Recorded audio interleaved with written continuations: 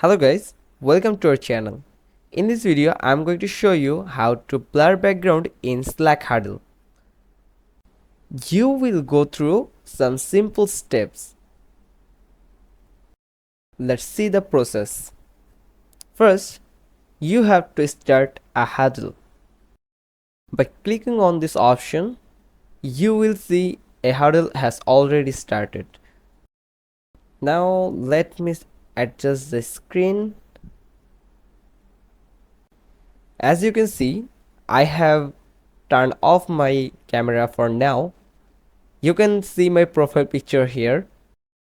When you are connected on your camera, then click on this video call option. For now, we are going to blur our background. So click on this gear icon and you will see some options, and then you will find the video background option here.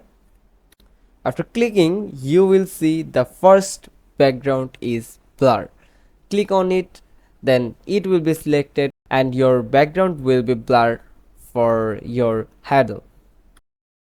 That's it. Simple, right? If you like this video, don't forget to subscribe our channel and give us a thumbs up and click on this bell icon for more informative video. We will meet you with another informative video. Till then, goodbye.